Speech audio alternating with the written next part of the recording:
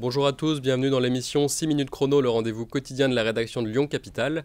Aujourd'hui, on va parler des dernières déclarations du gouvernement suite à un drame, au drame de Viry-Châtillon, qui était marqué par la mort de Shemseddine, 15 ans, passé à tabac près de son collège. Le Premier ministre Gabriel Attal a appelé à un sursaut d'autorité.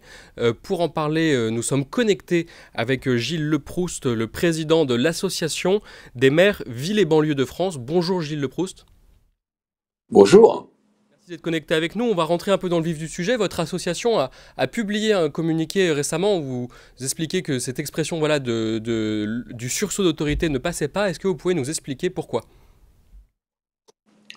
Comme nous le titrions dans ce communiqué, ni autoritarisme, ni angélisme. C'est-à-dire que, effectivement, ce qui s'est passé pour la mort de ce jeune ado, et comme il y en a eu d'autres, malheureusement, dans d'autres endroits, dans d'autres quartiers de France, ne peut se simplifier, se résumer à des déclarations, je dirais, sur l'autorité.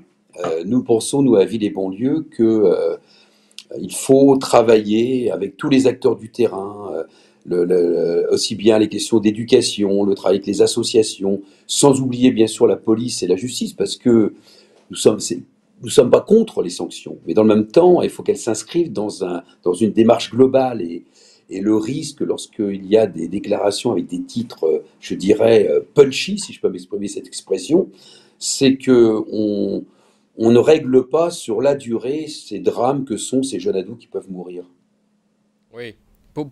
C'est-à-dire que peut-être dans la communication, vous leur reprochez d'avoir seulement le prisme répressif, voilà, autour du concept d'autorité qui est martelé, on peut le dire. C'est pour vous prendre un peu par oublier d'autres solutions, d'autres aussi une politique plus globale, c'est cela? Oui, tout à fait, vous avez bien résumé. Je vous l'ai dit, qu'il faille à un moment donné de la sécurité, de la répression, soit, mais si c'est déconnecté de tout le travail préalable en termes d'éducation, de prévention, d'accompagnement des associations qui font un travail remarquable dans nos territoires, du service public, y compris local et plus général, et puis un certain nombre d'opérateurs, je crois qu'on passe à côté des enjeux et surtout des possibilités de trouver des solutions. Il n'y a pas de baguette magique, mais qu'il faut travailler sur la durée pour permettre de sortir de ces spirales où la violence est trop souvent présente avec des conséquences dramatiques. Dans votre communiqué, vous expliquez aussi qu'il n'y a pas que des trajectoires individuelles, il y a aussi un contexte. Est-ce que vous pouvez développer un peu cette idée? Est-ce que c'est pas aussi un peu déresponsabilisant quelque part?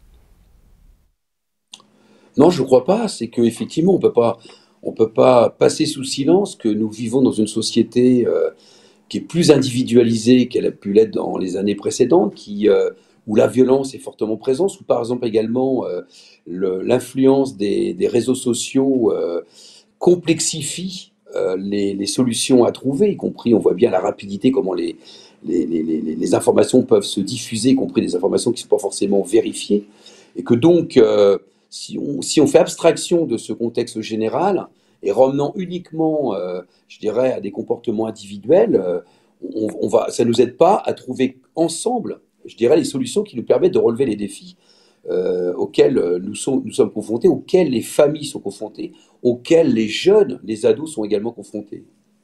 Est-ce que vous avez peut-être voilà, des alternatives à proposer, quelques grandes solutions sur lesquelles vous travaillez, du moins des grandes lignes qu'on pourrait donner maintenant?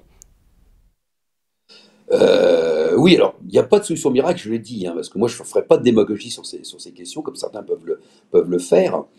Je pense notamment aux arrêtés couvre-feu pour le soir. Vous voyez, j'ai pu m'exprimer sur cette question-là comme président de ville et banlieue.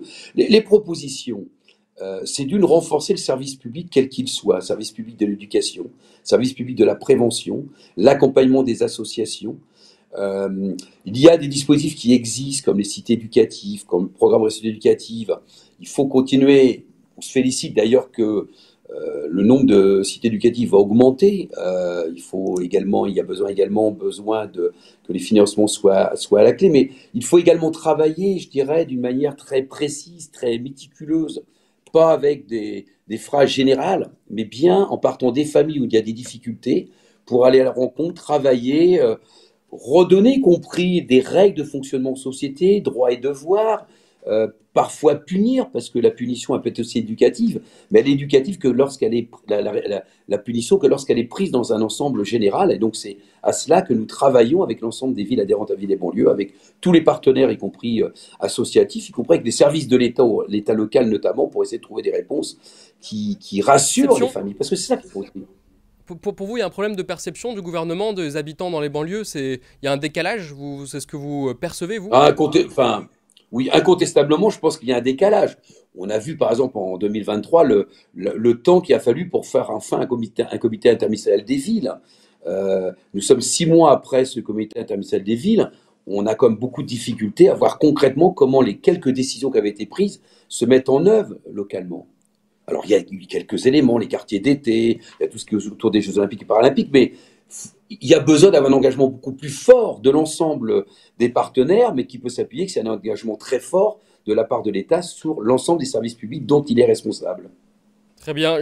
On arrive déjà à la fin de l'émission. On l'a même dépassé le temps imparti. Mais en 2 mots, votre association qui est basée à Lyon a fêté ses 40 ans en 2023. Est-ce qu'on peut juste rappeler sa mission principale avant de conclure l'émission? C'est rassembler toutes les communes, donc les élus des communes qui ont des quartiers prioritaires à la vie, pour faire remonter auprès de l'ensemble des décideurs et de l'État en particulier les attentes, les exigences.